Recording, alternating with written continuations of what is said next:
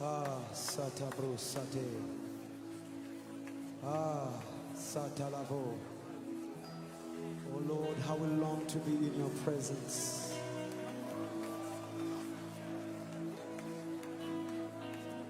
Oh, la sebrusa kenandela zola frush.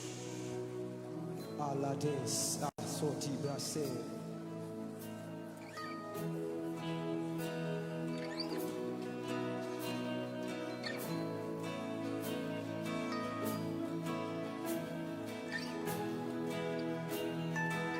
We long to be in your presence, oh Jesus.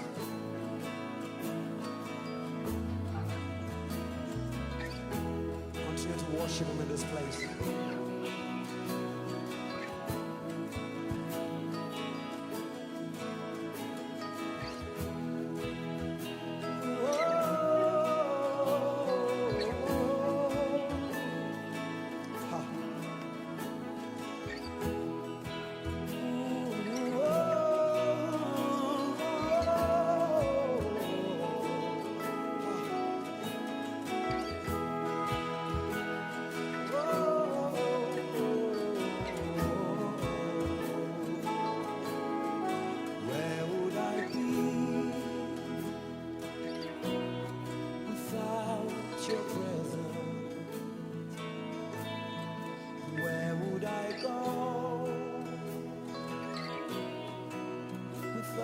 Your favor, where would I be without your presence? In your presence, in your presence,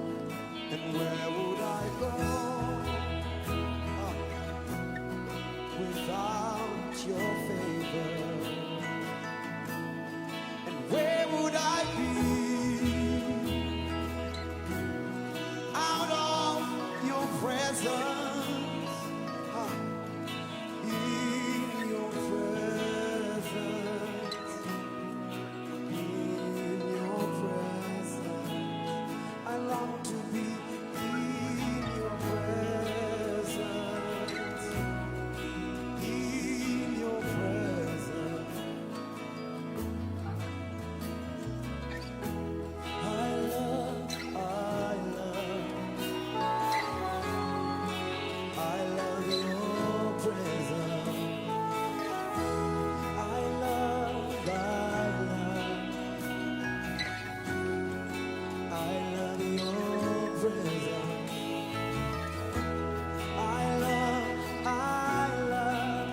Sing it.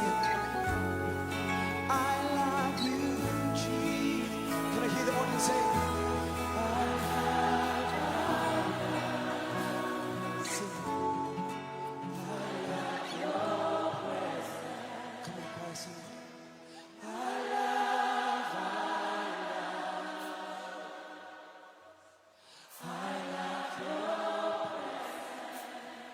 Sing it.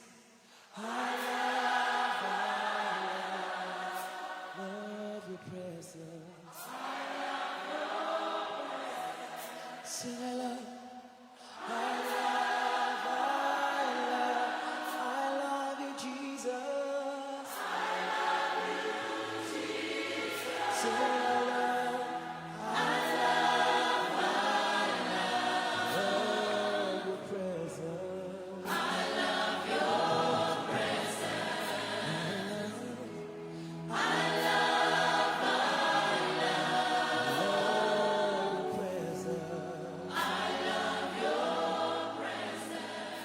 Shalom, and a warm welcome to this international online Sunday service.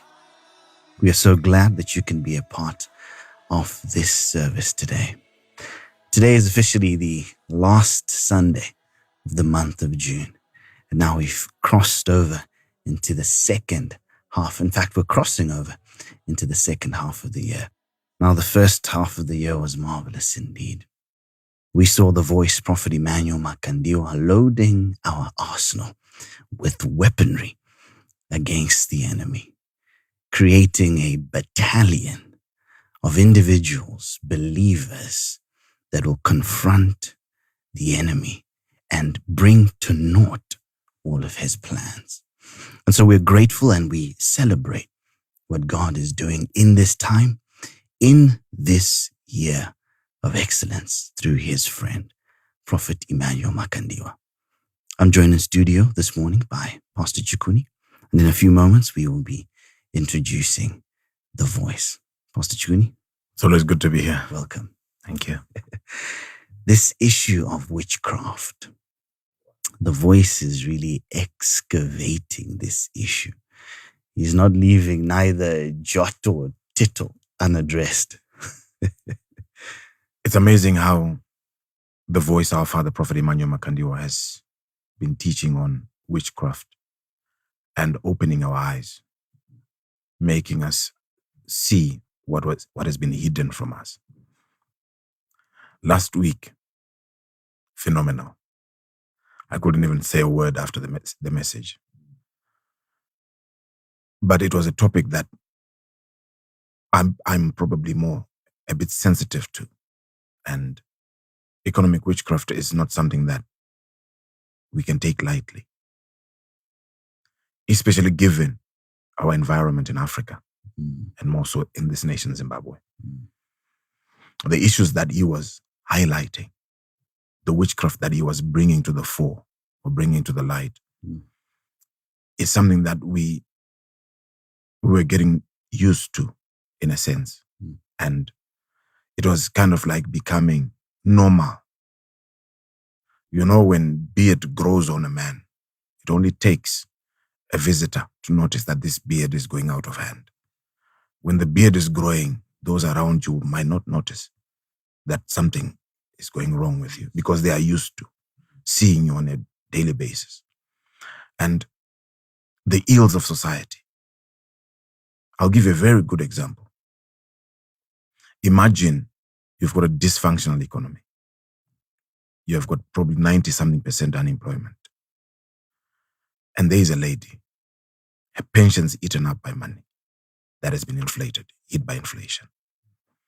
And probably she lost her husband. The kids are not working. And she has to look after the family. She's a vendor.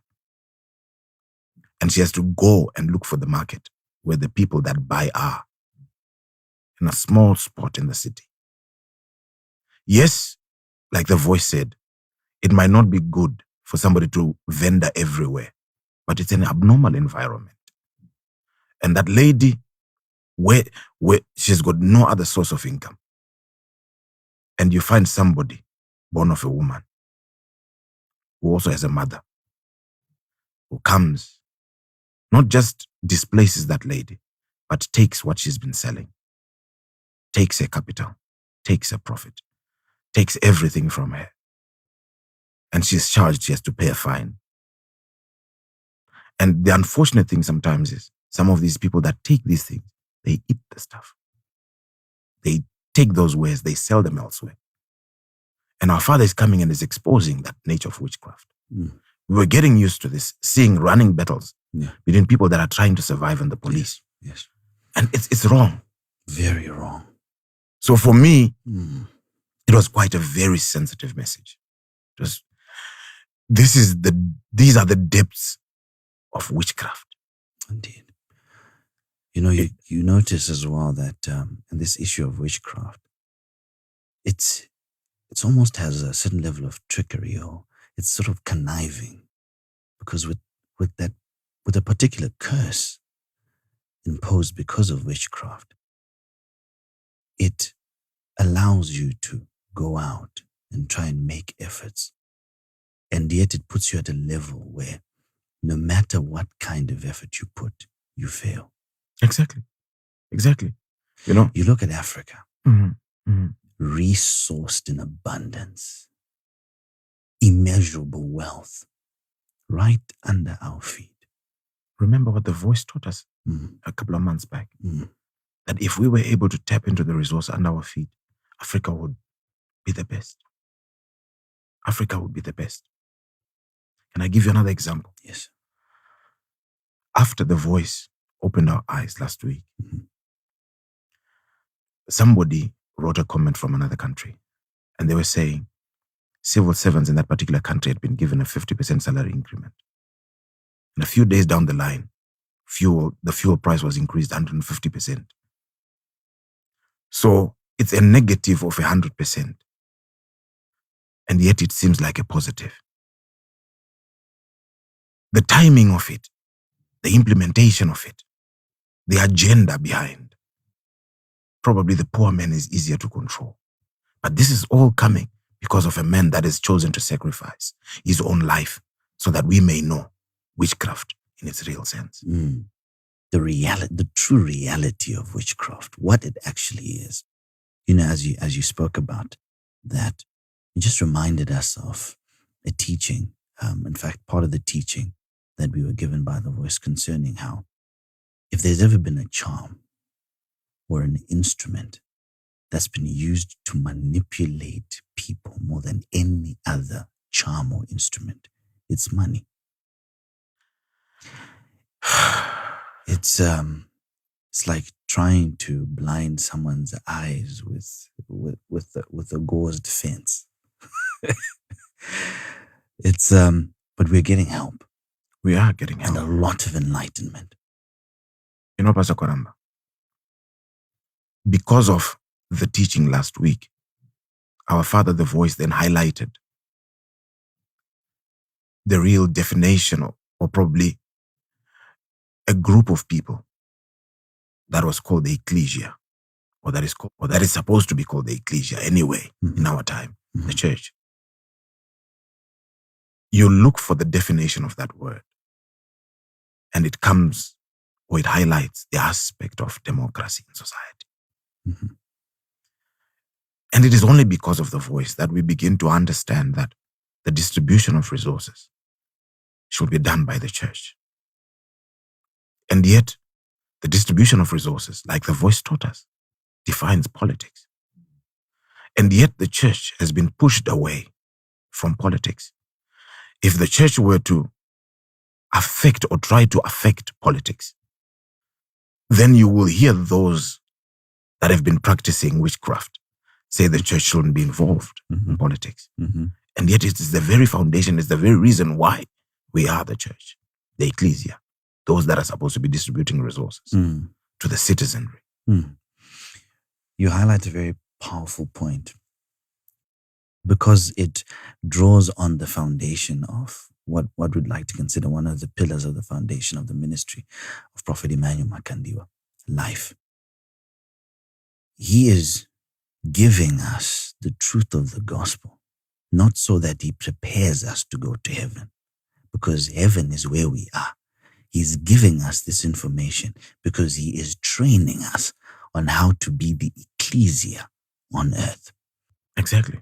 How we must colonize these worldly systems and bring the heavenly system down to earth. Exactly. And so we have been blessed indeed. We have been blessed. That's blessed why, so much by God. Especially on this particular topic, I encourage somebody out there to please share and allow your friends and family to listen, to get to hear the voice of God. I believe when the prophet of God is speaking to us, he's speaking the heart of God to us today. Yes. And whoever has the ability to listen, go beyond denominations. Just love your neighbor. Love your neighbor. And allow them, give them that opportunity to get to hear from the voice of God. Indeed. And I believe people are ready to receive this lovely morning from the voice. So if you can allow us now to introduce the voice of God, Prophet Emmanuel Makandiwa. Father, thank you so much for being here this morning. I'm delighted to be here. Thank you. Father, we're so grateful that you are sharing with us these truths and handing over to us keys that will make us victorious in this area of witchcraft, and to be able to identify truly the areas of witchcraft that have been affecting many of us in our lives. Father, this morning, Economic Witchcraft Part 2. Yeah. We cannot wait. We ask that you take us on. Oh. Thank you, pastors. Yes, we are on Economic Witchcraft Part 2. And I believe that today we have the right people watching us all over the world, wanting to hear and to benefit from the Word of God. And I have just a few areas that I would want us to focus on today, still on the same topic. We touched on so many issues last Sunday. And if there was any area that I touched on that you feel might need a bit of elaboration, you can let me know. But I believe our people are really getting blessed, and it is important that they keep on sharing and inviting each other to a platform like this. I think it's very important.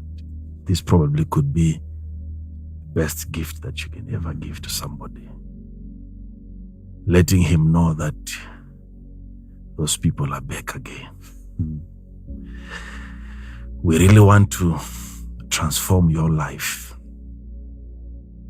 And I love it when I look at my assignment, knowing that God has given me a mandate, being present when you need help. And I wouldn't want to be that person who comes to tell you that you won't make it in life, because already you have had such people, and maybe one person was still missing in your life. And that's what I'm coming to do, to let you know that something can come out of this. So we are happy to be here, and we go straight into the Word of God and find out what really is this economic witchcraft, and how does it work. We may sometimes underestimate the impact and what these witches and wizards have done. But you know, once your economy is affected, that destroys everything else that comes with a good financial life. You know, when you study finances, you'll notice that there is something that the devil understands that we don't. The devil knows something about money that we don't. When the devil is fighting you every single moment, day in and day out, and making sure that money doesn't come your way, there is something much bigger than money that the devil is trying to stop you from getting.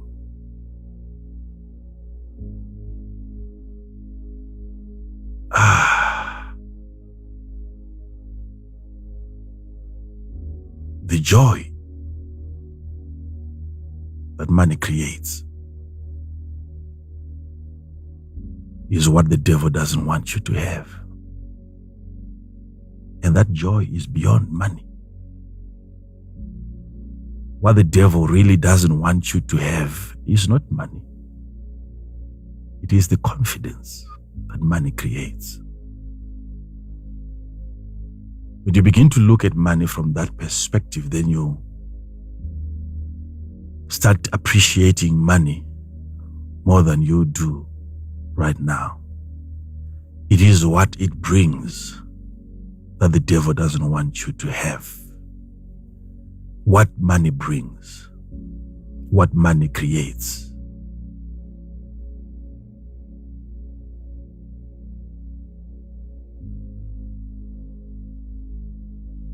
So next time you have to understand why the devil doesn't want you to have money. Let's take it to a different level. It's not about money. It is the confidence that only money can create that the devil doesn't want you to have. If you don't have money, there is something bigger that you don't have. You are not sure. You are not confident. You don't have the joy.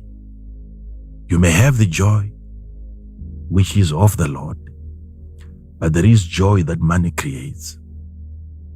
And you can't have that unless you have money. And I would like people to understand and to appreciate certain benefits that I believe to be spiritual benefits that money produces. There are benefits that are spiritual that you can enjoy as a result of you having money. To a certain extent, it is as though, I wouldn't want to make this a doctrine, but from my study and what I've noticed over time, it seems as though even God himself is drawn by money. It's as if even God's voice is attracted to money. No, it's rather weird what I've just said, but I've told you before how the presence of God would concentrate, number one, in Jerusalem, and then went on to another level of concentration of the presence of God on the temple of God, and then went on again. It gets much more concentrated in the Holy of Holies. Then it keeps on going deeper when you get to the Ark of the Covenant. That is where God said to Moses, right there, we will meet. I will meet with you right at the mercy seat, where you see two cherubs covering the mercy seat with their wings, touching each other. Right there at the center, God said, you come and I'll speak to you from there. And you look at the Ark of the Covenant, it was the most concentrated place in terms of the amount of gold and its percentage. Wow. It was the most refined gold. And God said, if you want to find me, you want me to talk to you, come to where money is.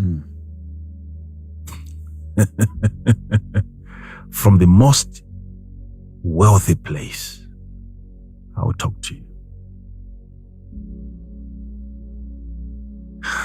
It's an amazing thing how God is drawn even by money. Real money, not currency. Money. We'll talk about that. Money. Have you noticed, pastors, that there are certain people in the Bible who were not as spiritual as God would expect, yet they benefited and they got access to certain revelations that are so deep, just on the basis of them having money, power, and influence. Without any spiritual maturity. All they needed was money for them to get revelations from our God that we think has nothing to do with money. A man goes to bed, he's not born again. And then in a vision, the vision of the night, God brings to his attention an image, and kingdoms were represented from the head to the toe. And every section represented a certain kingdom that was to come. Until the coming of the Messiah in form of a stone that came down without a man's hand throwing it. And it crushed the rest of the kingdoms, and it grew and became a mountain. This king, Nebuchadnezzar, saw the coming of the kingdom of the Lord Jesus Christ and how he would reign on the earth. You look at how many years ago, quite a long time ago. Yet such a man who has never been to the mountain, such a man who has never asked God for revelations like that, we are praying for that. And we are hoping that one of these days, God will open our eyes so that we can see some of these things. Yet somebody who never prayed for it, got it, on the basis of his money and influence. Why would God give such a revelation to a man who was not even a prophet? He got it because he had money.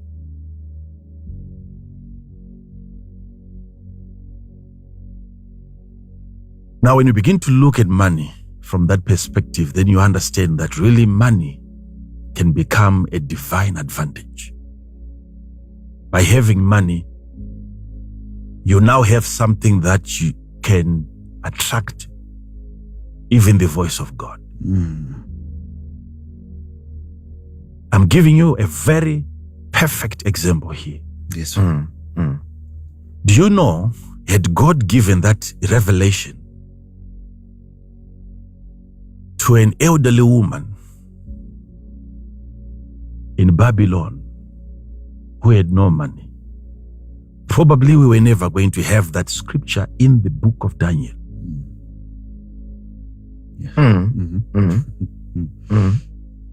So look at God. He has got a revelation, he's got a vision, he has got a prophecy, but he wants this prophecy known. Then he looks at the most potential person. Who can I give this revelation to? Just so that it can be documented. There was need for God to look into the financial life and the economics of the people of the day. And giving such a revelation to a man who had money, who had secretaries, would then write it in books. God had to choose such a man. Wow. Had that vision been given to a poor man, we were never going to have that in the Bible. Believe me or not.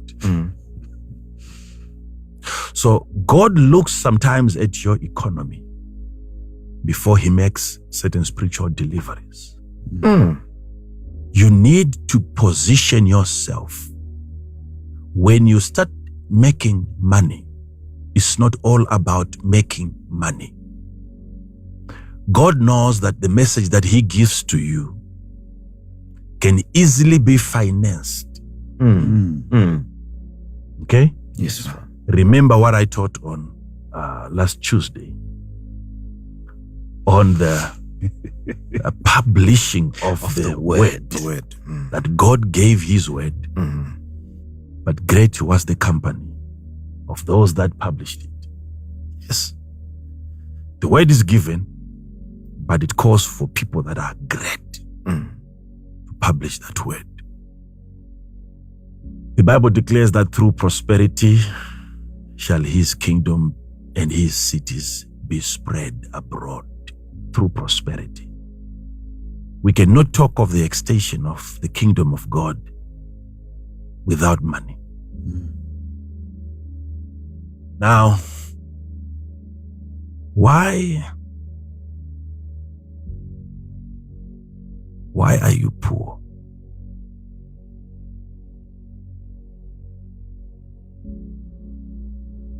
If there is a reason why the rich are rich, then there must be a reason why the poor are poor.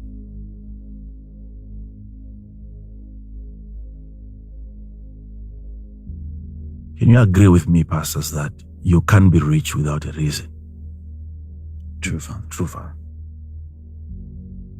Then we have to agree again that you can't be poor without a reason.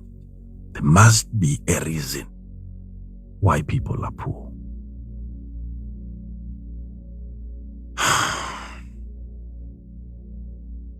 Economic witchcraft. Who is in control of your economy? Who is in charge of your economy? Who manages your economy? Who dictates, who determines what you get and what you don't? Who made you to eat what you ate today? Who decides where you go for holiday? Who controls your thinking? You know, when you look at these things, it's quite interesting because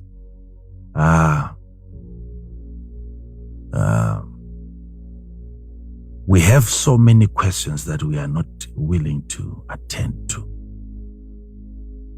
And not until such questions are answered, then our economy is yet to be addressed.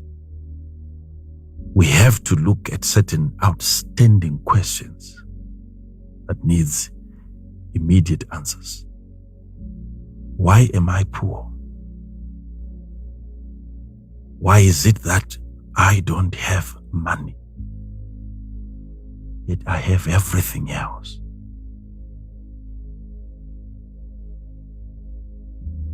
Who trained me? Who taught me on how best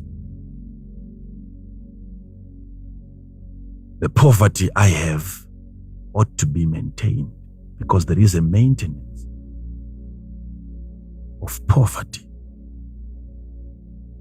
Because having poverty from the day you were born until you die, I don't know at what age, but having it every single day and not losing it, it means there is a way that that poverty is being maintained. Failure to maintain poverty well, you lose it. Failure to maintain that poverty well. If you keep that poverty in a wrong atmosphere, under bad temperature, it expires and you lose it. And having it for the rest of your life, you know everything else that you keep carelessly, you lose. But then having it on you, every day you go to bed, you rise up in the morning and you still have it and it's on you. There must be a certain temperature that you have maintained from the day you were born that has helped that poverty to survive around you.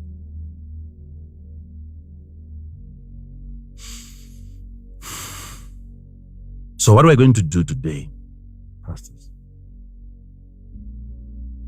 is to do an economic witchcraft diagnosis. Thank you, Father.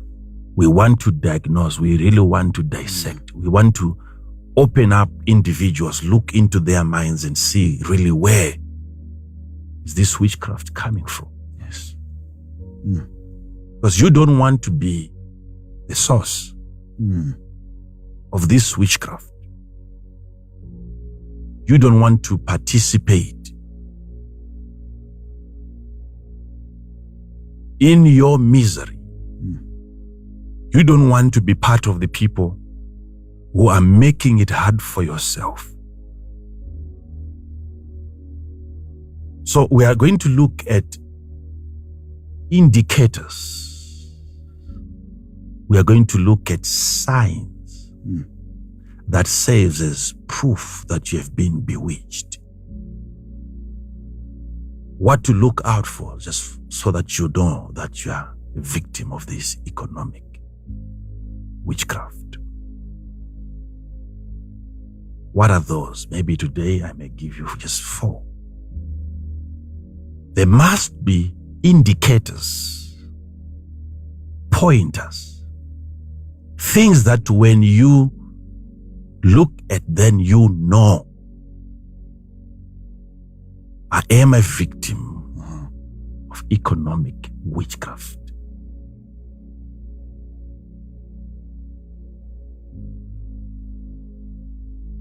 You know the problem that we see in the Bible?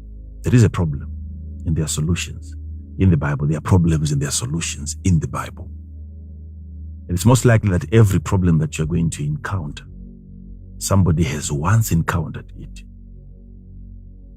And then, if that's somebody who once encountered the problem that you are currently encountering, got victory over that problem, you must look at it.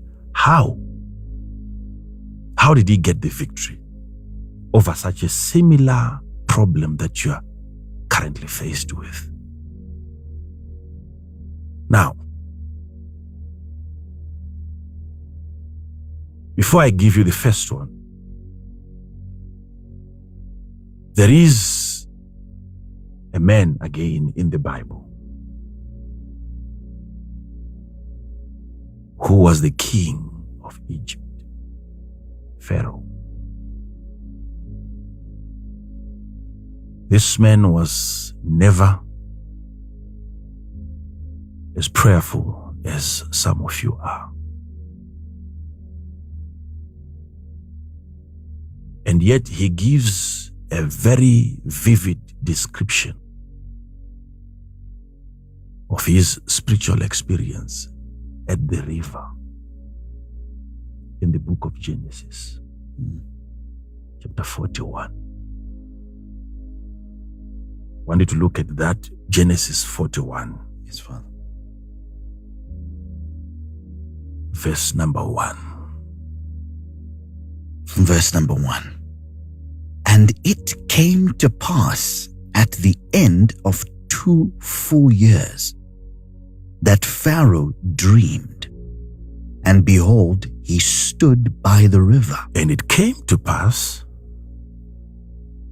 at the end of the 2 full years. Yes. That who? Pharaoh dreamed. He had a dream. And behold, he stood by the river. Now, I would want people to really look at something here. I may not have enough time to touch on the river aspect.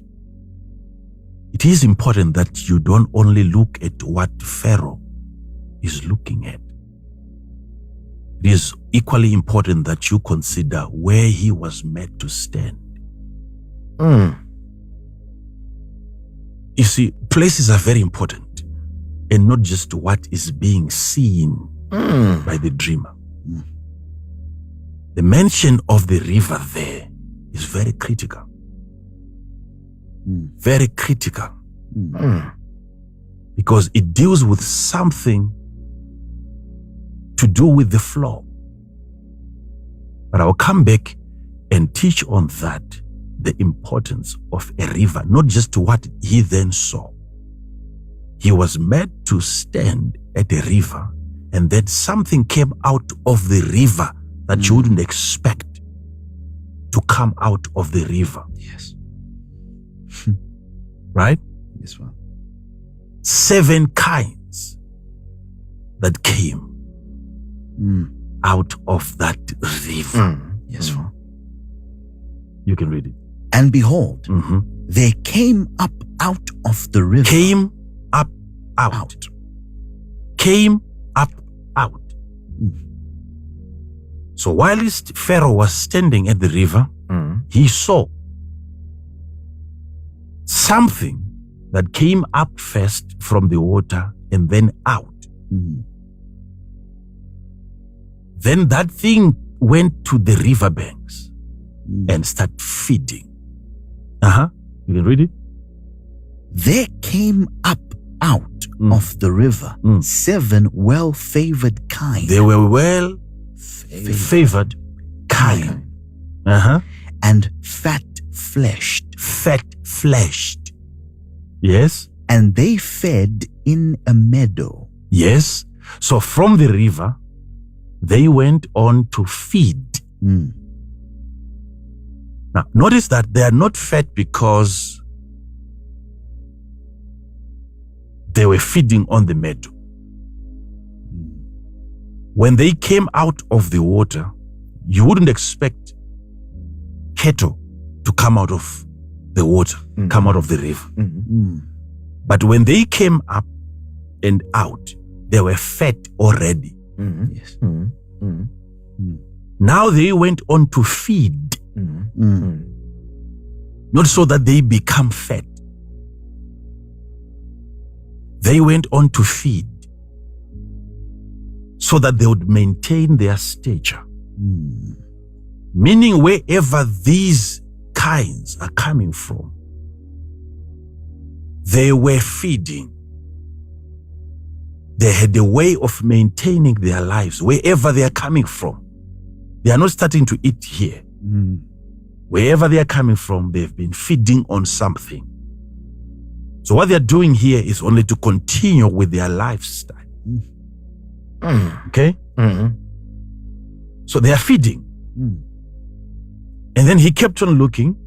And behold, 7 other kine came up after them out of the river. After them, out of the same river. Ill-favored and lean-fleshed. Lean-fleshed. And stood by the other kine. These ones, they came out and they stood by the other kine. Yes. Upon the brink of the river. Now look at what they did. These thin kine. Stood by the other kine. The other kine that were feeding on the meadows, right? Yes, Father. Now these ones that are thin, poor, broke, stood by the ones feeding. And the ill-favored and lean-fleshed kine did eat up the 7 well-favored and fat kine. They fed on the 7 well-favored kine. They did not eat the grass, nor the leaves.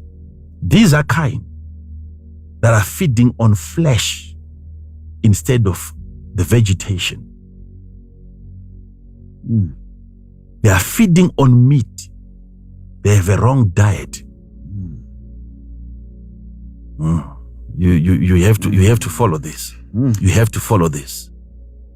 They are eating, but they are eating the wrong thing. So you can tell what made them to become what they are. What we have seen them do at the bank of the river is exactly what they used to do wherever they are coming from.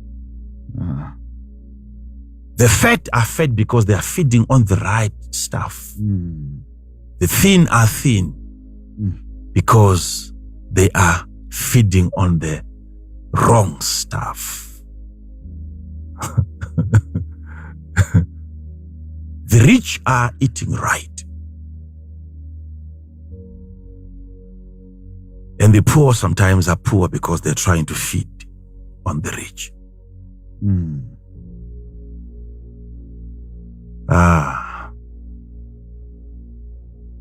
What the rich are spending most of their time doing is not what the poor are spending most of their time doing.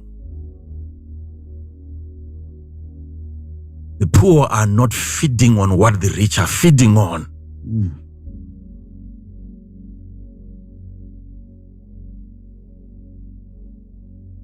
The rich, the well-favored Kai, were focusing on the right diet, and the poor were focusing on the rich. Now, I want you to keep on reading now. We want to see something there that is happening. Verse 5. And he slept and dreamed the second time. And behold, 7 ears of corn came up upon one stalk, rank and good. And it devoured again. The same thing happened. Yes. I don't want to spend much time on that because that's not what I'm here to teach on. But I want people to understand that poverty, lack, and insufficiency thrives more in the absence of vision. Vision. What has brought Africa to where it is today is vision deficit, prophetic deficit. We lack focus. We lack focus. In the absence of a financial vision, poverty thrives.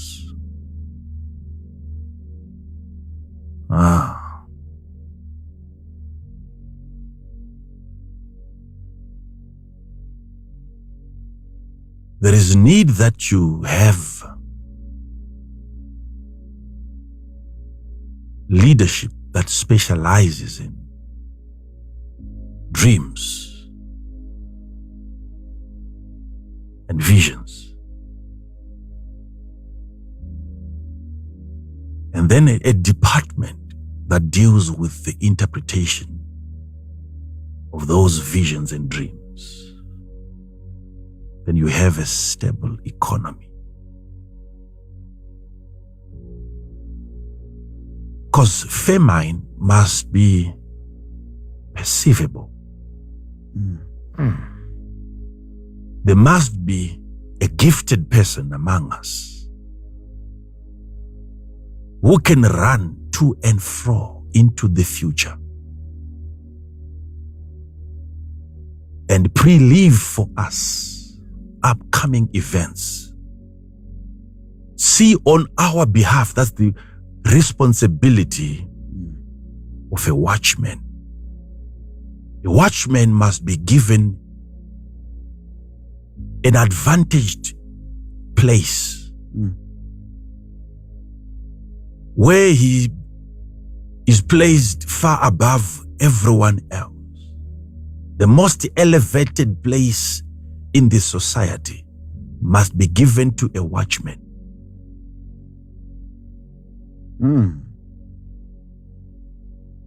That most elevated position, you must never have the king of Israel sitting there. That position is never for judges. That position is for the watcher. And then that person, his duty is to then blow the trumpet in case there is an enemy approaching. It is not the work of the king or the president to be watching over the city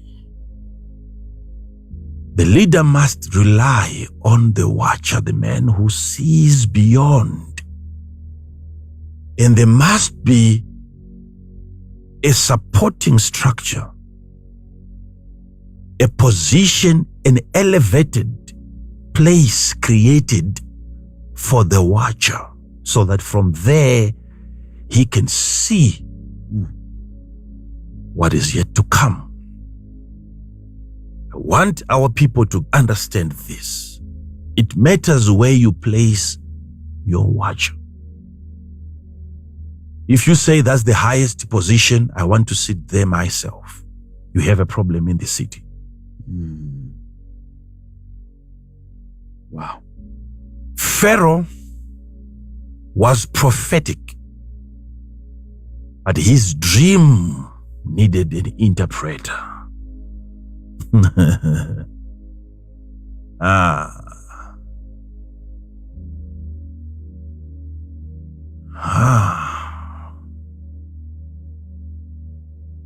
Now magicians were called to come and interpret the dream. They failed.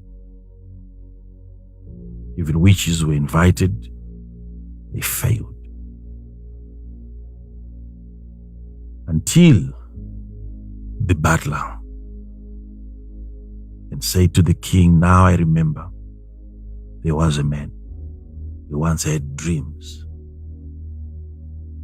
And then he interpreted our dreams whilst we were in prison. That man is gifted in the area of interpretation of dreams. Call him. Let him try. I'm sure, King, you're going to have an interpretation today.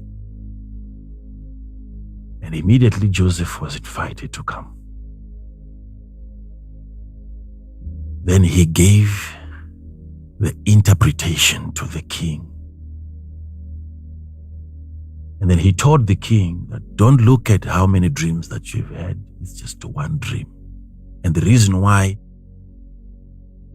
the dream was doubled, it is because this thing is from the Lord, and God will hasten to fulfill it.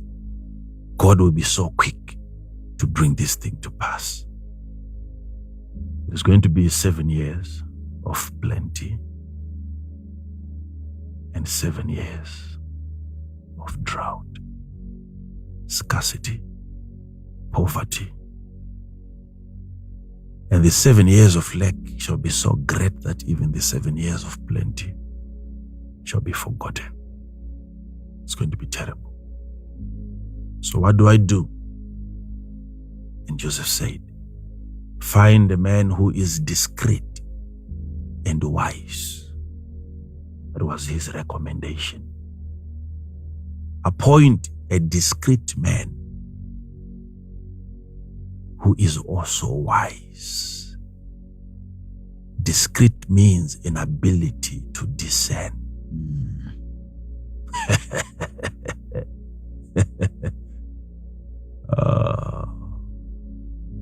Don't do that yourself, king. Find, appoint. So in other words, kings must understand, or especially presidents must understand, that they are appointed to appoint. Their responsibility is not always to do everything by themselves. Their responsibility is for them to identify people with responsibilities. O king, find a man who is discreet and wise, and appoint him. Let him be in charge. And it was so strategic. I'll have to come back and show you how that was implemented, how that advice was implemented. Yes, I think maybe next time. Yes, please. Because there you are going to see solutions that we need, even in Africa. Wow. In that chapter, from beginning to end, I will show you how easily we can correct our economies in Africa. Right there in your Bible. I'll explain that to you. But I want to touch number one on financial illiteracy. This is an indicator. This is a pointer. This is a red flag. Do you understand what money is? Do you know what money is? Have you ever been taught on money?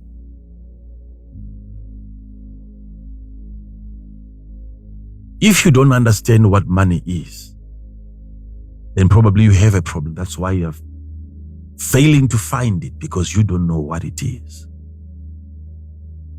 The fact that you have been to school and you have studied law, what you have studied is law. It is not finance. You can be the best version of yourself when it comes to law. But when that lawyer finally gets money as a result of what he knows to do best, he remains broke, because it is never finance, it is never money that he understands. It is the law. You can be the best engineer, but it matters what you know concerning the money that you will get as a result of engineering. This is something very important. People must understand that of the 40 parables that Jesus gave, 11 of those had to do with money. Money. Money. People must get to a point where they realize that Jesus, when he was on the earth, he spoke more about money than even hell. He spoke more about money than even heaven. Majority of the parables where he didn't even mention money. But if you study carefully, there were some characters that would result in you having money. It wasn't all about righteousness. No. But if there was need for Jesus to teach his disciples concerning money, it means financial literacy is very necessary. We need to understand what money is. So, where is witchcraft coming from? Whoever stopped you from understanding money has bewitched you. Some of you are coming from places where money was never a topic. You were never allowed to even call it money. You were never allowed even to ask for it. Never allowed to discuss money. And some of you are even products of churches where the man of God doesn't want to talk about it, and yet from Monday up to Sunday, that's what you're looking for. And you don't want the man of God to include that in his teaching. You are in the wrong place. You need somebody who can educate you in as far as your money world is concerned. Do you know what money is? And most of the people that we think are educated today, what they know is something else, not finances.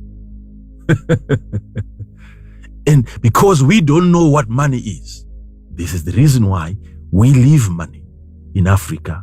We fly all the way to look for money. And because they know that you don't know what money is, they give you what is not money, or what money is not, in exchange for money.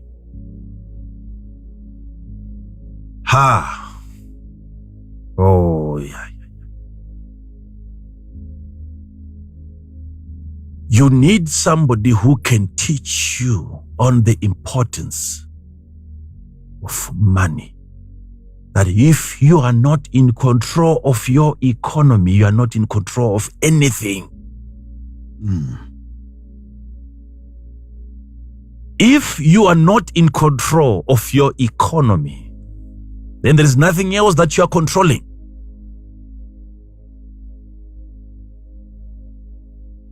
Oh, you see, there was a need for a person in your life to bring you to a place of understanding where you begin to look at money in a different way. If there was no such a person in your life, then probably you are the person. You have to grab your son by the hand and you lead him into real truths concerning money. You remold his worldview, his understanding of money. Let your son know that money is never the root of all evil. It is the love of money, not money. Educate your son. Give your son information. Money is never bad. Money is good. Son, you need money. You need money. You will notice that a message that God would have given to you will not come to you. It would be attracted to another person who has money. And what is going to attract that message to him is not his spirituality. It is his money. Visions that are coming from heaven, they will end up gravitating towards a certain concentration of finances where there is more money. You don't want to end up having your God sending certain guys who are not as educated as you are in the things of the spirit simply because they have money. Do you know there are people today who are dreaming your dreams? There is a hijacking of dreams where people end up receiving instructions from your God because they have what it takes to fulfill certain assignments. You have the spirituality, your ears are open to hear God at any time, but when it comes to the execution, God knows that you can't. You will have to go and beg people for money before you can accomplish that purpose. So if God really wants that idea and agenda executed with no time, he goes straight to somebody who is resourceful.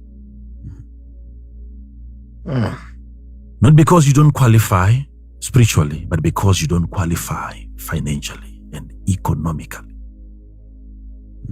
Whoever told you that money is not important bewitched you. That man is your number one enemy. Whoever told you that money is not important, whoever told you that money cannot make you happy, you should have asked that man, does poverty make you happy? If having money doesn't make you happy, not having it doesn't make you happy neither.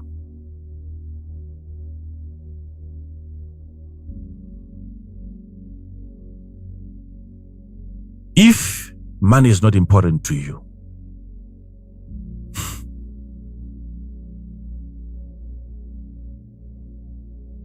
then it means you have somebody else's money that you're spending.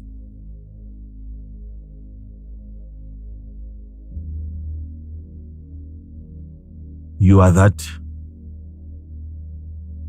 thin kind that is feeding on the rich kind, and yet your life is not changing. If you then later on look at how Joseph interpreted it, he said even after they swallowed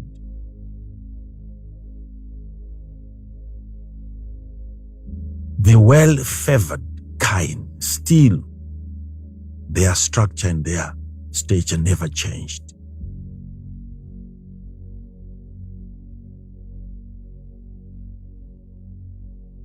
It's amazing how you keep feeding, how you keep getting, and yet your life doesn't change. You have to investigate why. Money is very important. You need money. If you are really serious about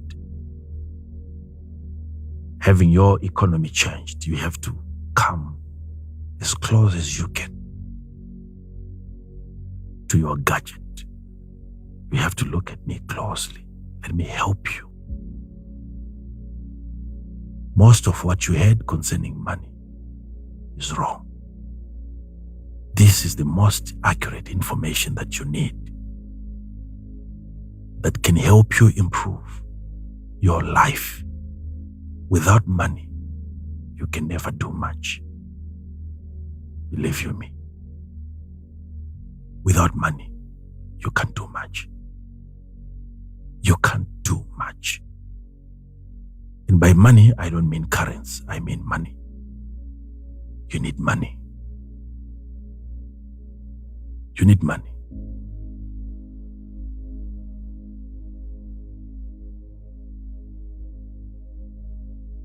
How many best soccer players that you know that once had money, they are so broke today? Many. What's the reason? There's only soccer that they know. It is football. Their understanding, all of it revolves around that little ball, that skin of an ox. Their mind can never go beyond that ball. And when that ball finally introduces them to money,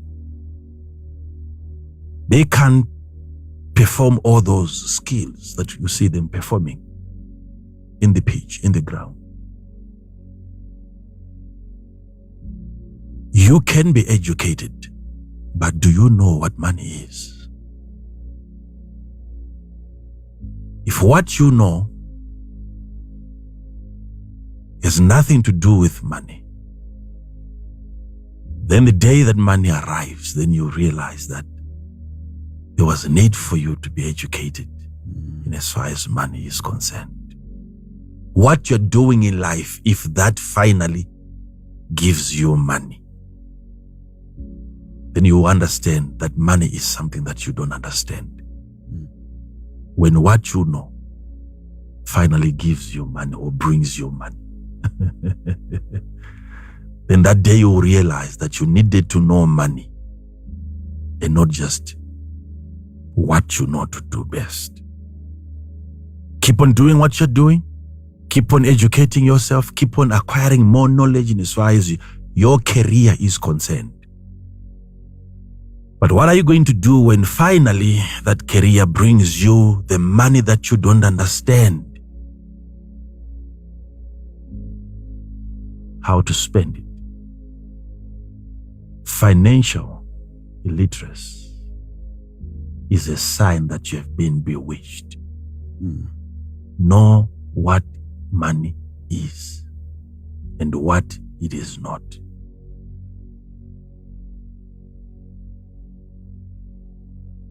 That's point number one. Point number two, misplaced value. Misplaced value. You must put your value in the right place, where it belongs. Sometimes we overvalue things, and sometimes we undervalue things. And that misplacement of value is as a result of you again not having been thoroughly taught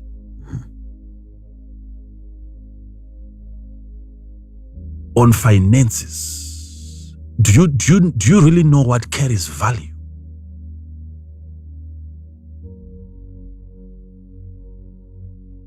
I remember some time back, we used to stay in a place called Brodel Brook. You know, that gated community. Yes. Nice place. But just before we enter through the gate on your left, there was a supermarket. I don't know if it is still there.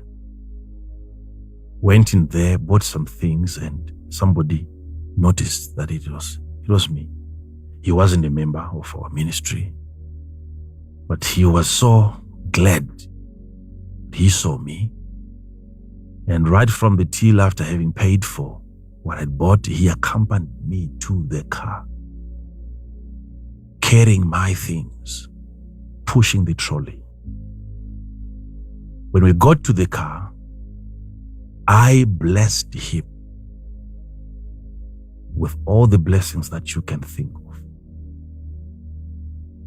I told him that your light will never go off. God will cause his face to shine upon you. Thank you so much for accompanying me. I looked at him, I looked at his face. He didn't understand what was happening. Then I knew that he needed something different. Reached out into my pocket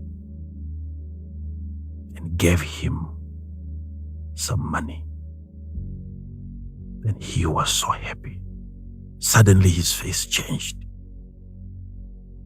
I could see joy, excitement, energy. He took the money. He left. Had I known his understanding of value, I wouldn't have wasted my time, placing a blessing upon him. He was happy receiving money from a blessed man and not the blessing. Misplaced value. Do you understand the value? Do you understand the value of things? Misplaced value.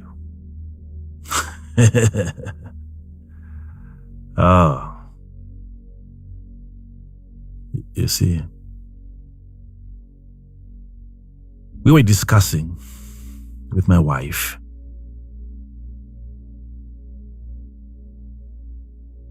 on the best ways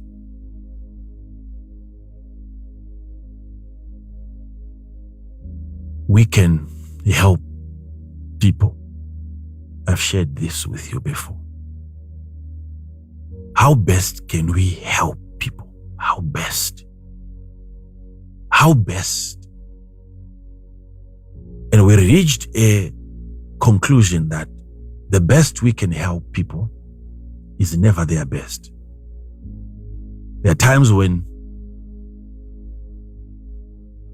what you are giving out is your best, and yet your best is never their best. And in those circumstances, you are never going to be appreciated.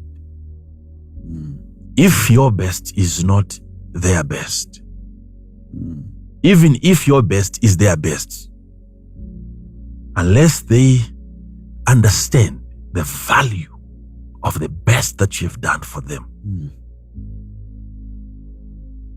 they will never appreciate you. Is your best his best? That is what some of you are doing. Even in a marriage setup, you can be doing your best for your partner. But unless your best is his best, you will never be appreciated. You must understand how the person values what you're doing for him. Not only the value that you have put on what you're doing, but the value that he has put on what you are doing for him. A misplaced value is a sign that somebody is under witchcraft affliction. Whoever brought him up trained him in a certain way. Failure to recognize value is proof that you are under a witchcraft spell. If you value things that do not have value and you undermine things that have value, can you discern the value of a thing? Can you listen to me today and then listen to somebody else and understand the difference, our difference in value?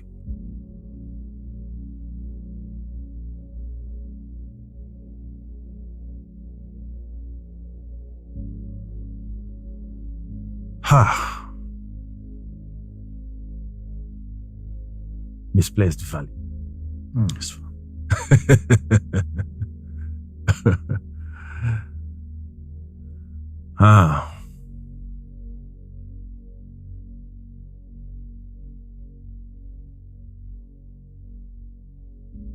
Do you know what is important? So we're discussing. What do you think is the best that we can do for the people? Then we begin to study. The people that are poor, what do they need? And we begin to look at names given to them. Disadvantaged people. It means they are disadvantaged.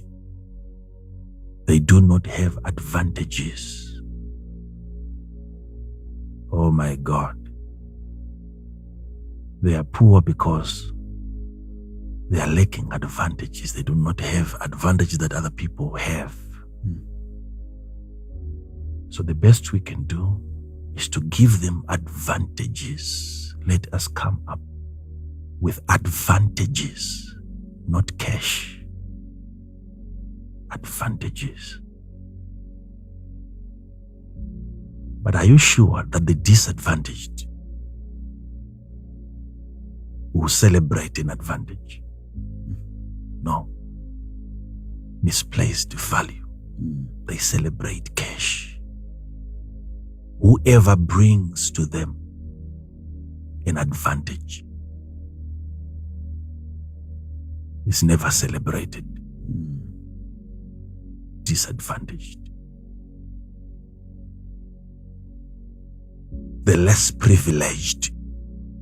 We are looking at their names. The less privileged. Less. What is less is a privilege.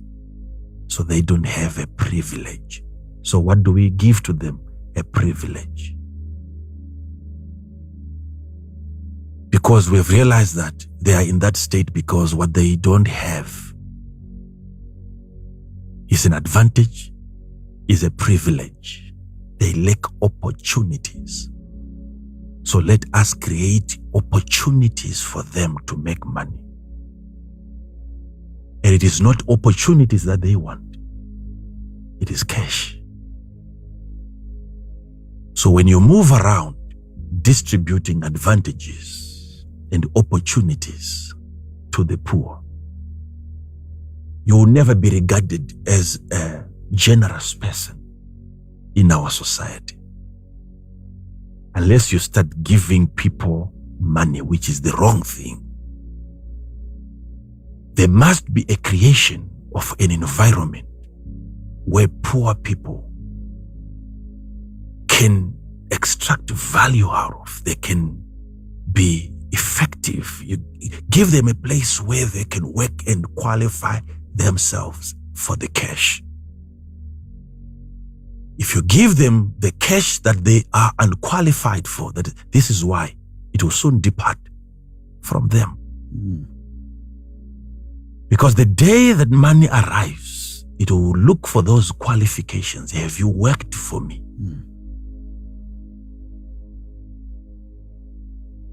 So there must be the creation of that environment. And you have to thank people who have brought you to those places where you can now work and qualify yourself even for a salary.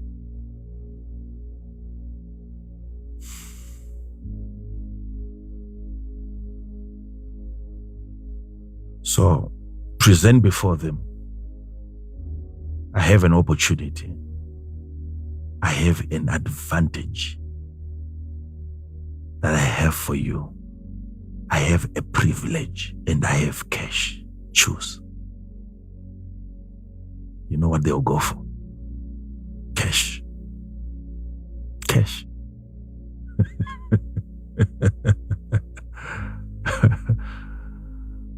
This is why they will never get fed. Because they are feeding on the wrong thing. It's a wrong diet.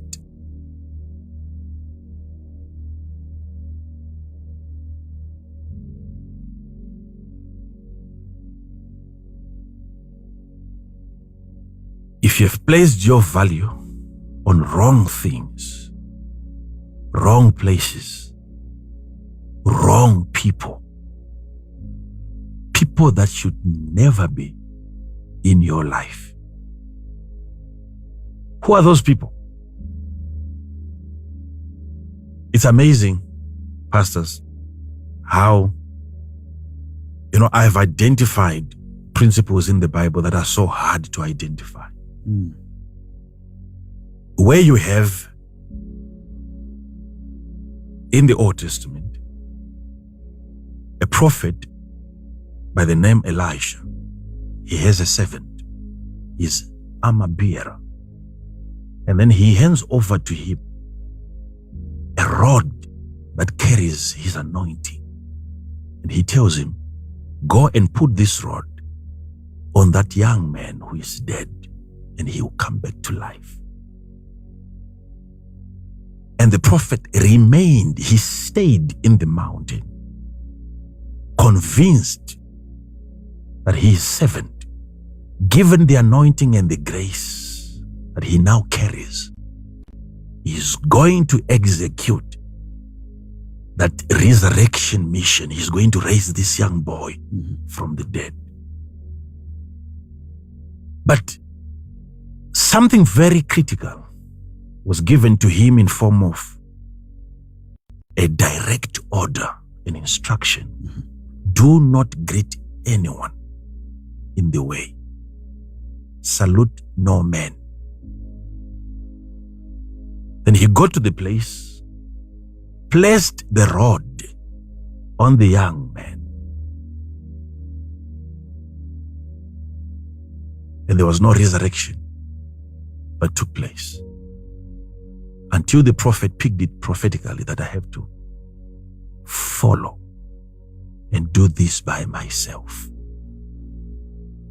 Did he greet somebody? I don't know.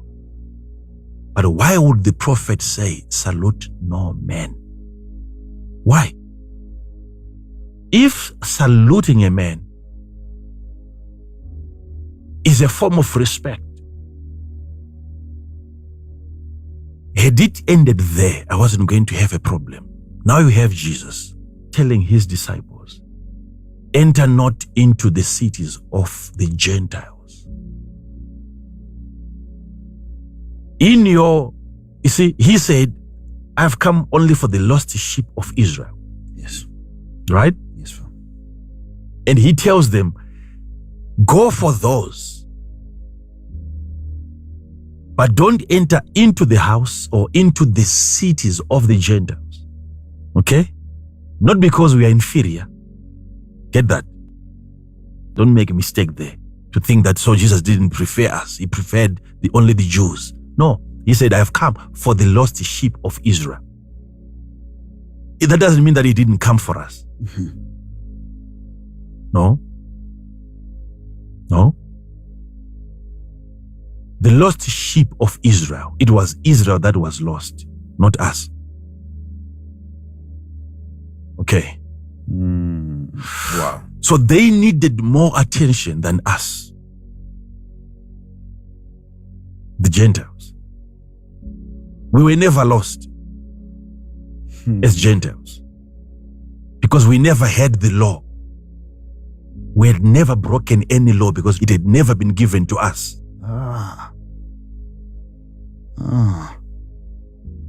Without the law, there is no sin.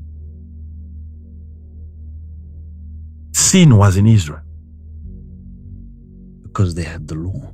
They had the law.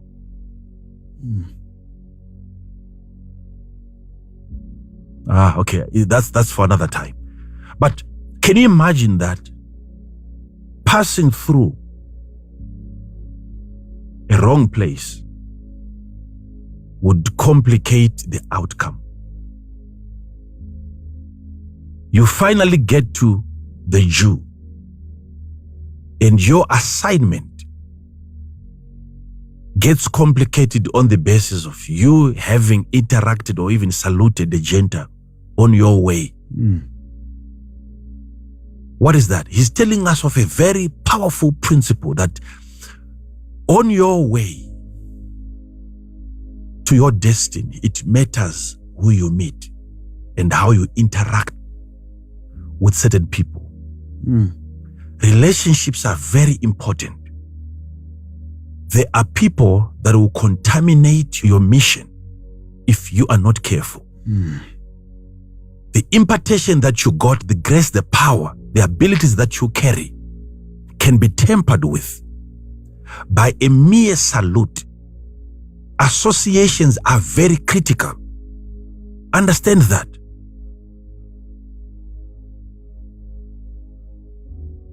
Not every poison is in a bottle. Certain connections are very toxic. There are people that you should never in your lifetime interact with on a friendly basis. They will complicate your mission and what you're up to. I want you people to understand this. Not every poison is in a bottle. Certain individuals are poisonous.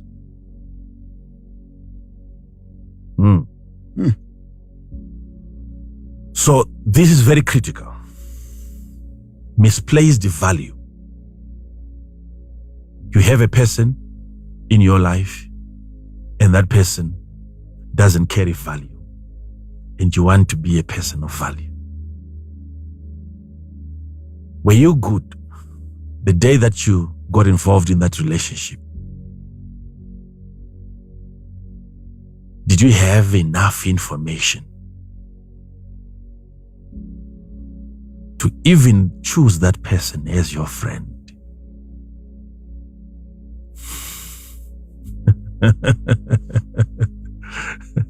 Did you understand value when you got married? What were you looking for?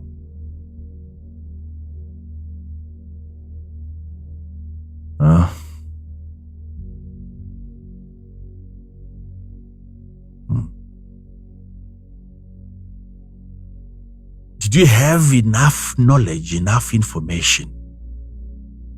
We are coming from financial illiteracy. Yes, into misplaced. Yes. Misplaced value. There was nobody in your life, no one in your life who taught you on value. And yet you looked at a female figure and you thought that was a wife.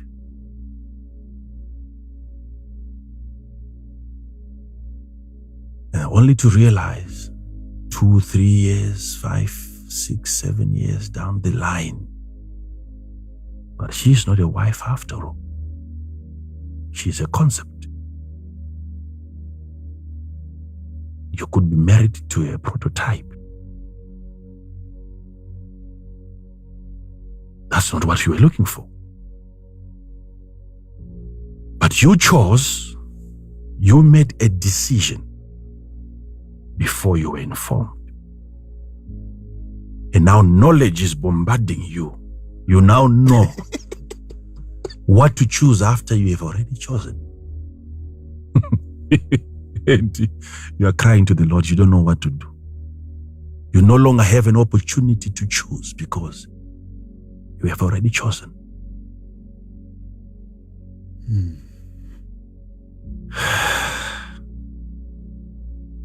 You may be married to a husband right now, but maybe that guy is an idea.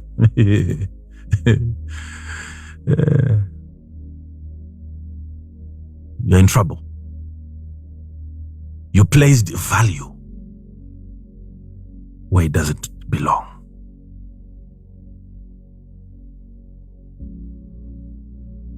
Is that a friend? Is that a man of God? Is that a church? Are you not ashamed that you have cameras zoom on you and you are seen sitting there? Are you not ashamed? Is that a place where smart people can ever be found? See, you have to understand, when you are not trained, when you are not taught, you put value where it doesn't belong. Misplaced value is a sign. It is an indicator that you've been bewitched. You have to follow this because it's very critical and very important. Ingratitude. Number 3. Ingratitude. If you are ungrateful, if you are unthankful, if you are lazy to open your mouth and say, I thank you, then witchcraft is at work in your life.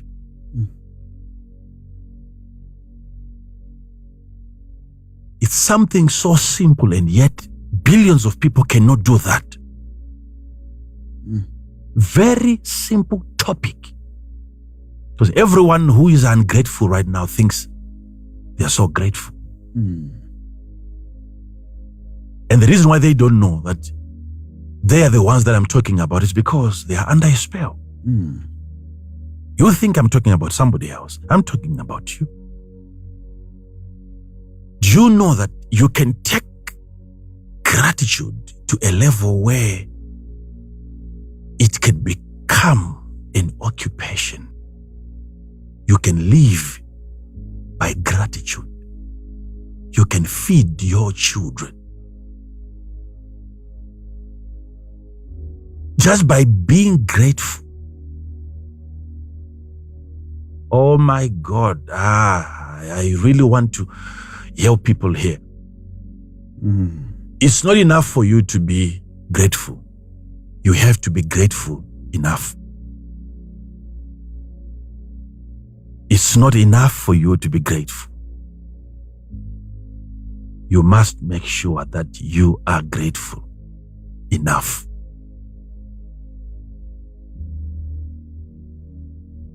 Some of you end where you're supposed to start. I've said this before. Isn't it amazing, pastors, that when you are done wrong, you always have something to say. You never run out of words when you're wronged. But when somebody does something good for you, you say, I don't even know what to say. You hear people say that? Yes.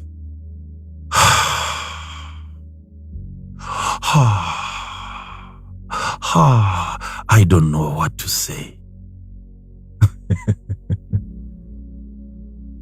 But had I done you wrong, you were going to have something to say. Who has taken good words away from you? Somebody who brought you up never taught you on how to be grateful. You must have compiled good words before receiving anything good. any help from somebody. Ha! Wow. It's amazing.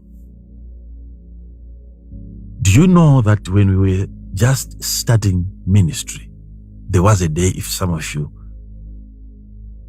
pastors can remember,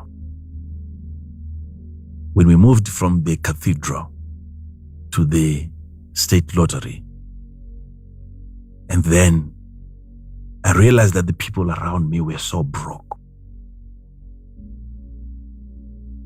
And I bought phones for everyone. Wow. Ooh. Everyone. I went and I bought phones. And that service, I was just distributing phones. Oh, wow. And I said, I can't get a line for you, but I just want you to communicate. And I said, this is my number. We are going. It's because I wanted people to know that I'm not starting ministry. That was another state. I didn't want people to think I'm starting ministry because I need money. Wow.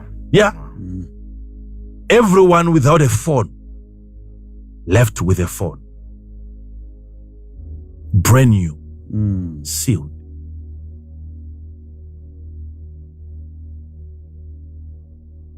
But my number was there. If not 3 or 4 people only that send me a thank you message. Everyone who had no phone now had a phone. Now to take that phone and text me to say thank you. Only 3 or 4 people. That tells you that there is a problem. A big one. Yes, for that matter, a big one. Why is it hard for you to show excitement? The person who gave you a t-shirt, had you thanked him enough, he should have brought you a bicycle. And from the bicycle, by now, had you thanked him enough, he could have brought you a car. You can end up having a car in your garage that you got through gratitude, being grateful.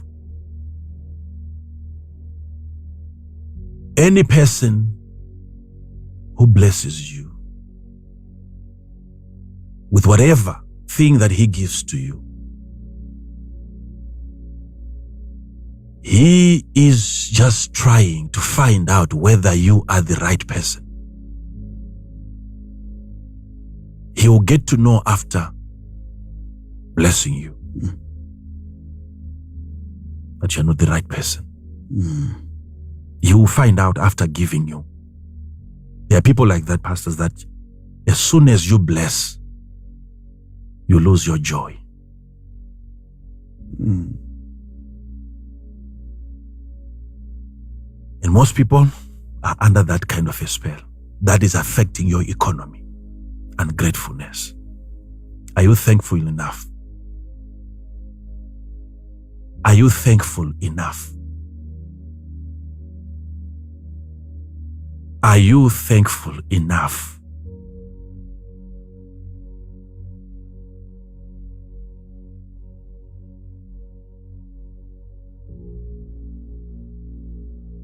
I had to apologize to my wife one day because I had shown her message, the message that she sent to me, to some people that I was with. I had done something good for her, and I don't think that she deserves that. She deserved more than that. And she sent me a message thanking me for that gift, of which she's not supposed to thank me to that extent. How she crafted that message, how it was decorated and designed, a text message. And then I'm reading this message away from home, and I'm overwhelmed. I can't believe what I'm seeing. And I'm so much touched. And the pastors that I was with realized that I'm no longer myself. Somebody asked me, "Are you okay, man of God?" I said, "I'm okay. I'm just touched. Sorry guys, I shouldn't be showing you this, but just read this for me." And they are reading this message of gratitude coming from my wife to me. And they were all puzzled. They didn't know what to say. And I had to force them to comment. I said, "What's your take on this? What do you think about this?" They said, we can't believe that this is Mama appreciating you for such a thing. Yet you have done more for us than that. Yet we don't remember ever sending you such a text.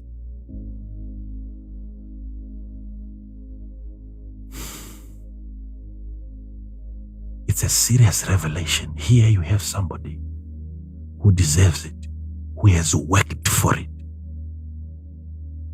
There is nothing that I have that she never worked for. She found me broke with nothing. Everything we got, everything we acquired,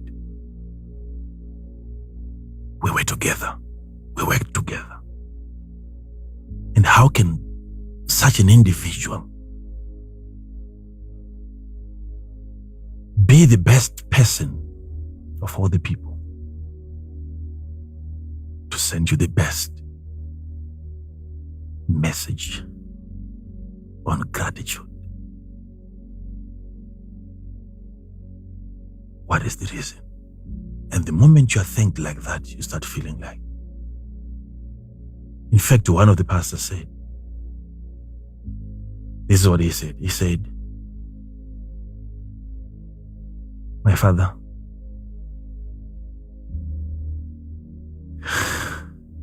in as much as Mama is saying she doesn't deserve this, isn't this the reason why she deserves even more than what you did for her?" I said, "You are right." Oh, wow. And I realized that he was telling me something. That he has got a different experience at home. His wife thinks she deserves.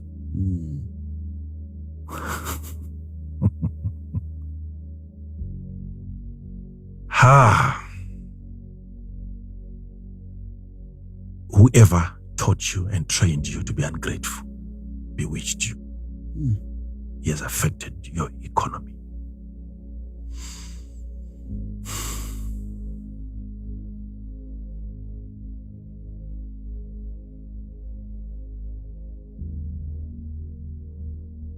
Whoever blessed you must come back again and bless you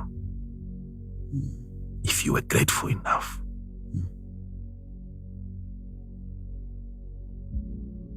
If he is not coming back, if he is never coming back to bless you again, it is because he has realized that you are the wrong guy. Are you thankful enough? Are you lazy to to thank those around you that have been helpful.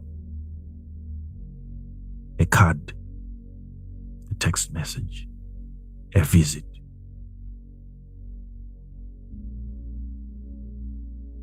You are making yourself poor.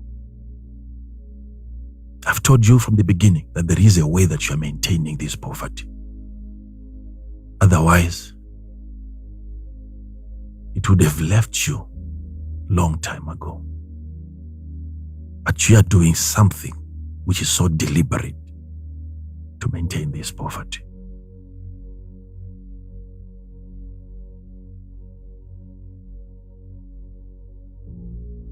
That's number 3, right? Yes, Father. The last one for today. Debt.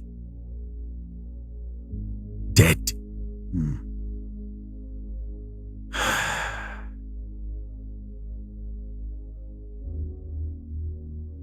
Debt is not a blessing. It's a sign.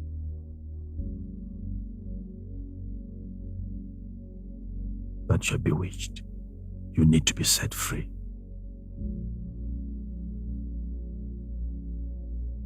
Proverbs 22,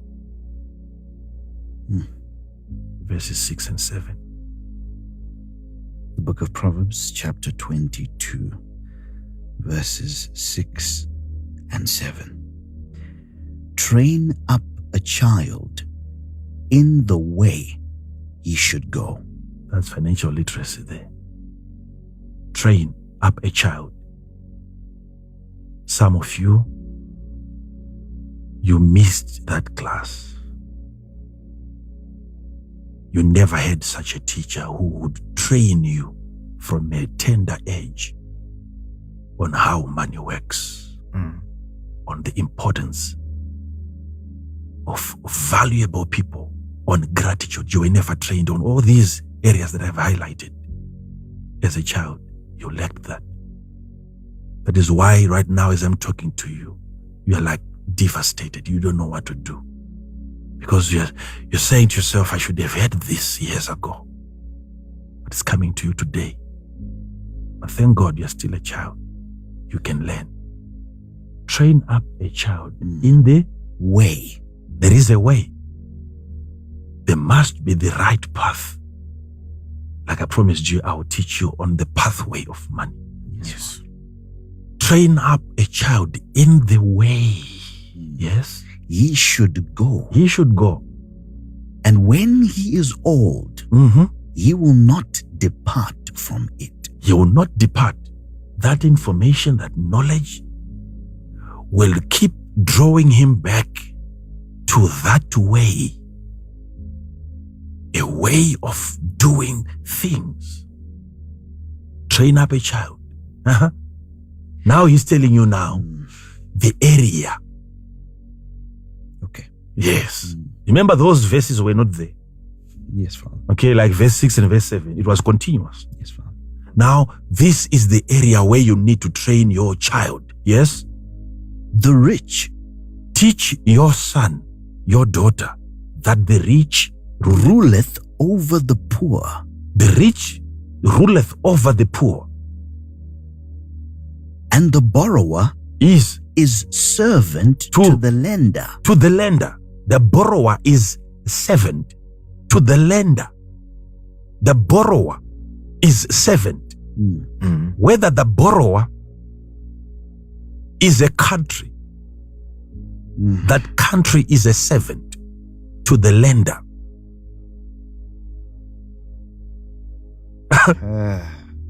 So we are not just talking of individuals here. If all that your country is doing is borrowing,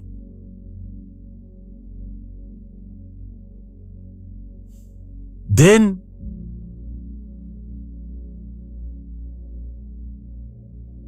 you have not just a country, you have a servant. Your country is a slave. Whoever it is that you're going to put in positions of power, authority, what they are running is a slave. That country will behave like a slave. It will act like a slave. It will think like a slave, borrowing.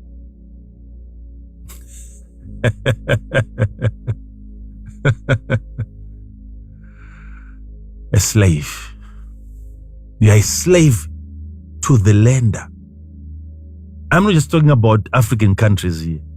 Even the so-called rich countries, as long as some of them they owe in trillions, they are slaves. They are slaves. They are slaves. The United States of America is a slave. And the people, the citizens, are slaves. How do you escape the servanthood of a country if you are a citizen of such a country? Which means even if you are going to be doing business in Zimbabwe, you can never claim to be free if that business is accommodated, is being run in a slavery nation. If the nation is a slave, whatever you do in such a country, you have your business in the hands of a slave. Harassment will never end. Torture will never end. Endless investigations. You'll never be cleared. You get investigated for every little thing that you do. Why? Because slaves are never expected to rise above their bosses. There's a slavery atmosphere in the country. Even in those developed countries, they borrow almost everything. A loaf of bread, you have to borrow. Can you imagine? Any shop that you get into, it's not cash that you use. It's credit. Credit. Credit. Slaves. Slaves. And debt is what then creates what I call an artificial economy. It's an artificial economy. When you are in debt, sometimes you become too talkative because what we're trying to do is just to keep up the appearances. You talk too much like you're the most powerful. It's a cover-up. It's a cover-up. If you are in debt as an individual, you create this economy that I'm saying, that I'm calling artificial.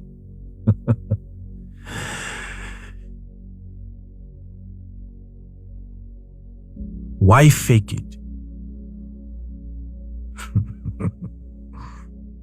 If you can have it.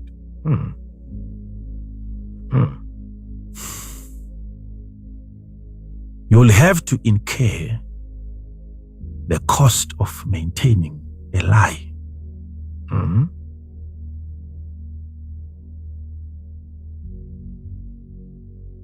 Read Proverbs 13. Verse 7. Proverbs 13, verse 7. You will find an artificial economy. There is that maketh himself rich. There is a person, an individual, a guy, there is a girl that maketh herself rich. Yet hath nothing. Nothing. According to the Bible standard of wealth, he has nothing. Yet this person is putting on a shirt. This person might be having something maybe a tie, but the Bible is saying he has nothing.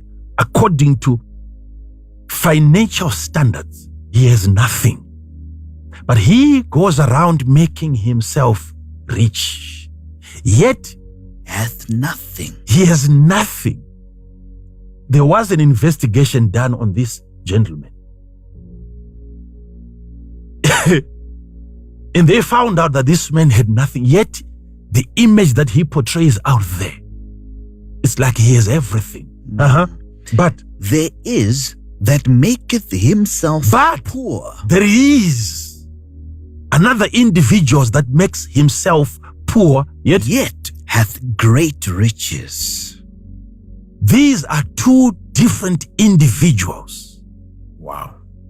That have disturbed your thinking right now. Guys out there that are good at making themselves rich and yet they have nothing. Artificial economy. Because they've realized that they are never going to have it. So why not fake it? And the problem of faking it is that it creates unnecessary pressure for those of you that are looking up to such an individual and you're being inspired by a mirage, something that doesn't exist.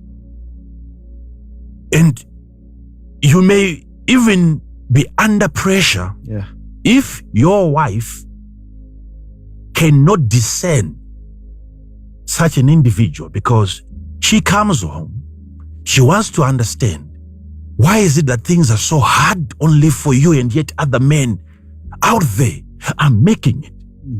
I hear he has bought another car. I hear he has built another house. Woman, do you have proof? Because there is he that maketh himself rich and yet he has nothing. Do you have what it takes to discern, to investigate, and to find out whether those people are really rich or not? And when you leave your house now under that kind of pressure, you can no longer perform at your maximum capacity because you feel like you are behind time, and yet in most cases you are even ahead of the guy that you're trying to compete with. All he does, he goes to a car hiring service company. He borrows a car for 3, 4, 5 months. He brings it home and he tells you, I've just bought a car. And that guy, some of you listening to me, is your witch. That guy is your wizard, because the pressure that he is now creating for you. Yet the little that you have in your house, you never borrowed it. You paid cash and no one is bothering you. No one is following you up for a payment. There are well-developed countries nowadays where you can go get a car, 0 deposit. You are seen driving it around. You haven't paid anything for it. Who cannot do that?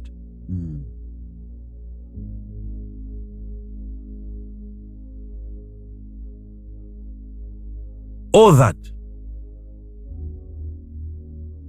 is artificial economy. You see, I want people to know and to learn this. How do I know whether this person really has money or not? When you don't have money. In fact, before we get to that, when you work and then you get the money as a result of having worked for it, there is something that you lose in the process of working for that money. Before you gain money, there is something that you lose. Arrogance. Oh, wow. When you are working so that you get money, before you get money, there is something that you lose in the process of working. being pompous. You work that out. But when money comes, without you having worked enough for it, there is some cockiness that remains in you.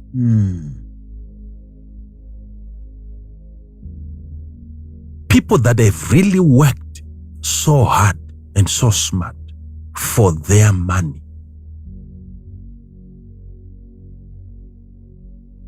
they are very calm. When there is a qualification in you, a qualification that qualifies you for money, you become steady.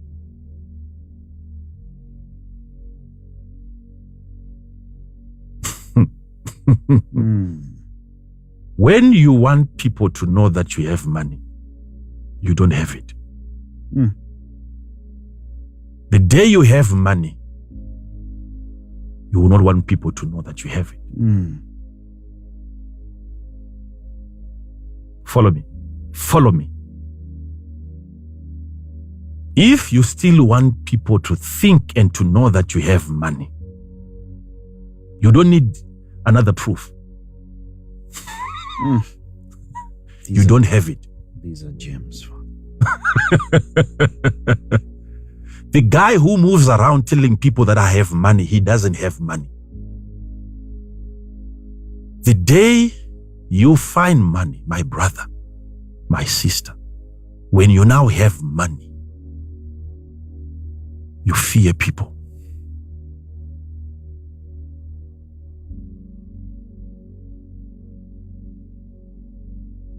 You want people to think that you have it because you don't have it. The day you find it, the day you have money, you don't want people to know that you have it. You'll be in trouble. You will be in trouble.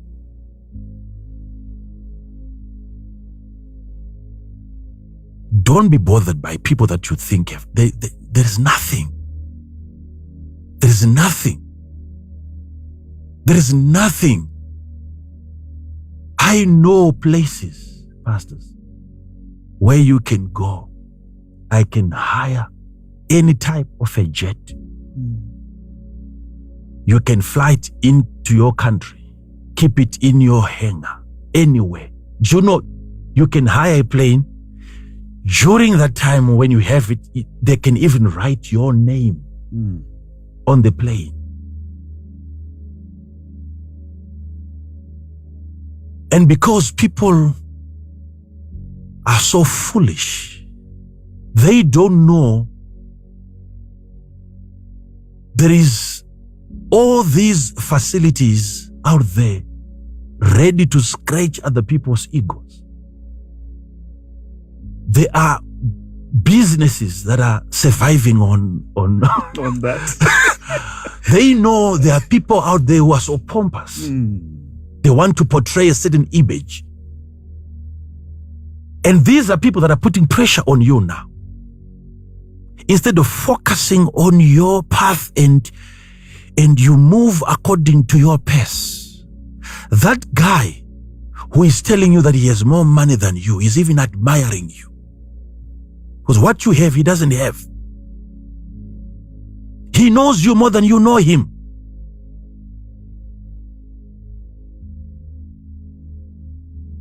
I hope our people are following this. You have to understand.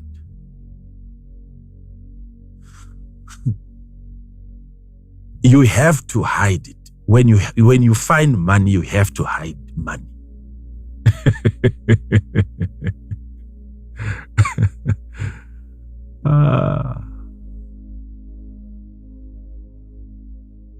So, child of God, I want you to be very, very careful now. These are pointers. This is a red flag. Pastors, you know, we used to have very rich white guys in this country who owned thousands of acres. Right? Yes, Father. And the reason why Zimbabwe was once the breadbasket of Africa, it wasn't because of all the Zimbabweans, few individuals. They used to have their own planes. Remember, those are the planes they were using to spray their fields. Yes, Father. Planes. But you never saw any of those planes in the newspaper. That he has a plane. You meet with him, he has got a very short. Look at the shoe he's putting on. Farmer shoe. Yeah. Farmer's shoe.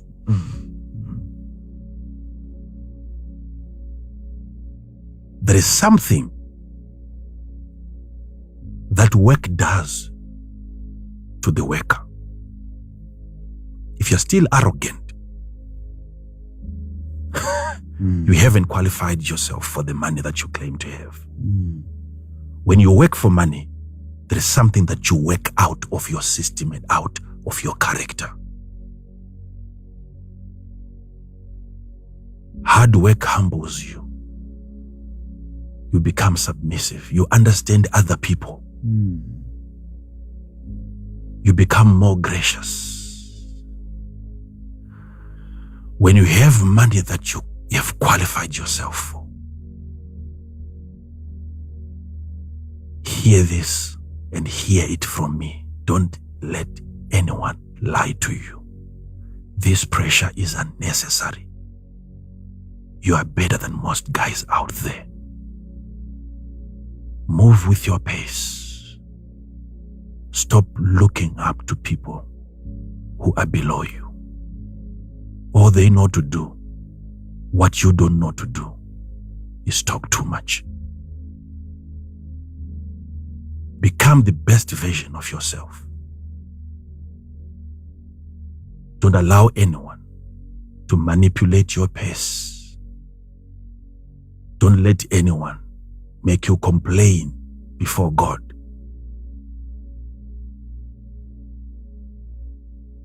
Why fake it if you can have it? There is a cost of maintaining that lie. Keep on working smart until you get to that level that you desire. As long as your children have enough,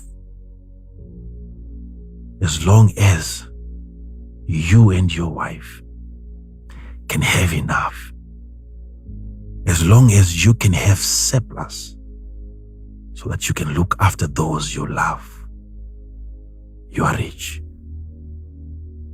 You are blessed. So, child of God, I want you to take note of this. These are issues, these are areas that can serve as indicators. You know you have been bewitched when your value is misplaced, when your understanding of finances is limited, when you're ungrateful, and when you're in debt. These four, there are more. I've just given you 4. Debt is not good for you. It steals away your joy.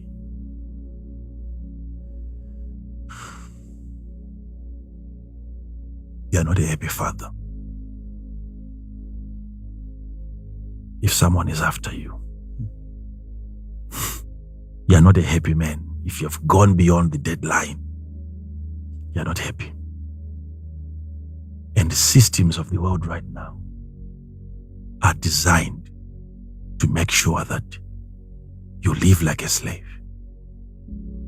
There is no good bank on the earth. They were there during Jesus' time. When he gave the parable, he said, the master said to the servant, you should have maybe put my money in the bank for a profit. there was still profit in those days. You can't find a bank that is good. You come in, you present your proposal, they give you money, knowing that you can't pay it back.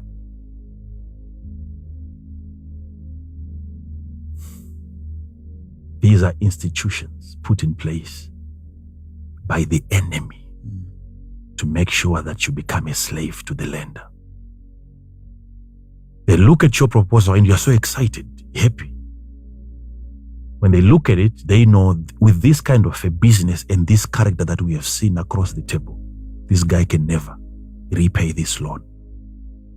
Guess what? You are the person that they are looking for.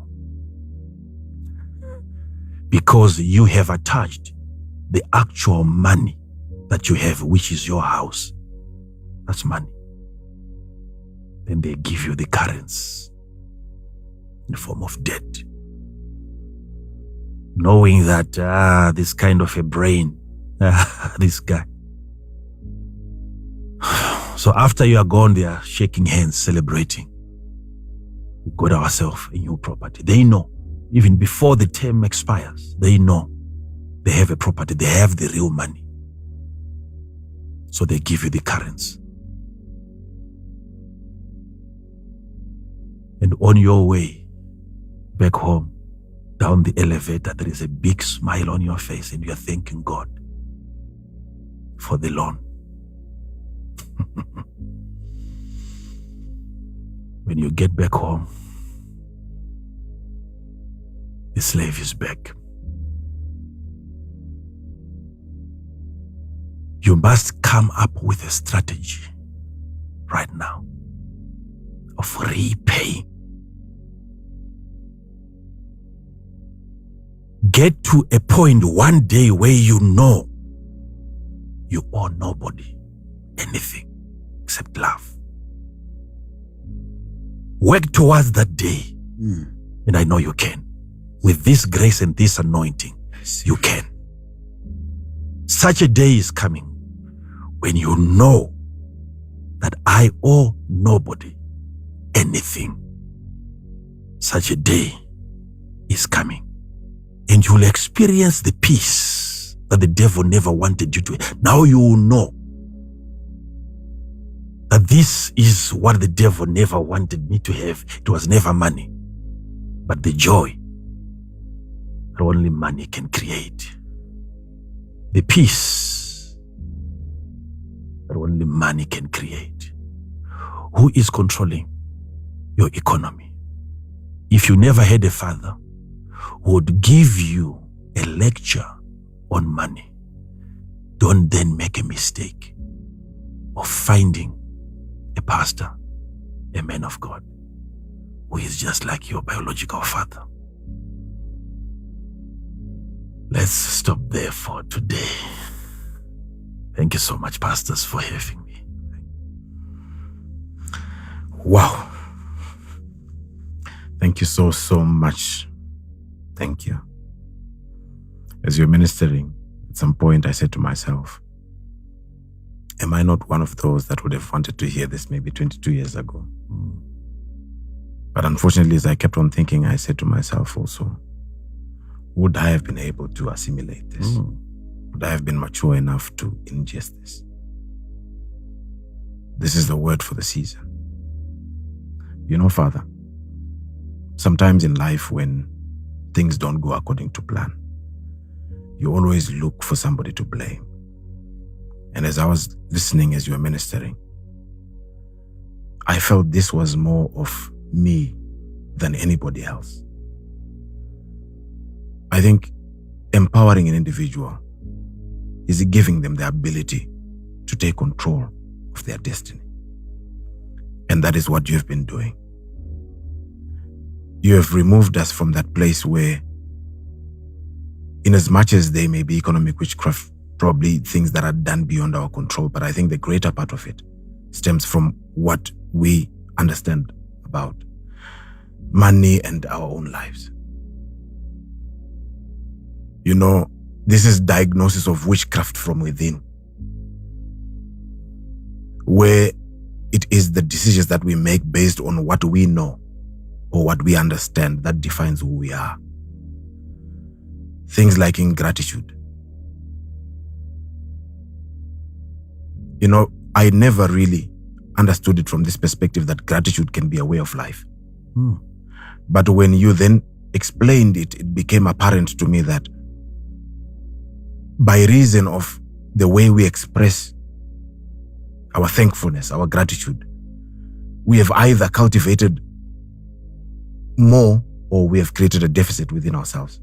And probably we are where we are on the basis of how we've responded. And you look at things like financial illiteracy. Father, one thing that just popped in my mind was to look at how Africa takes the begging bowl to Europe. And yet what is in Europe is not money. Bringing to the fore a very important point that you highlighted, that money is not currency. You know, of all the things that you have explained when it comes to financial illiteracy, money is not currency. If somebody were to omit that, then the understanding would be skewed. Father, in life, sometimes we look at other people and we compare ourselves to them. But we don't understand what is behind what seems to be success. And it puts pressure on us. Sometimes, like you rightfully said, it may be a mirage. But that mirage only takes lessons like this to then understand that it may be a mirage. I might have my own way. But comprehending your way sometimes, it's not easy. It's not easy. And we compare.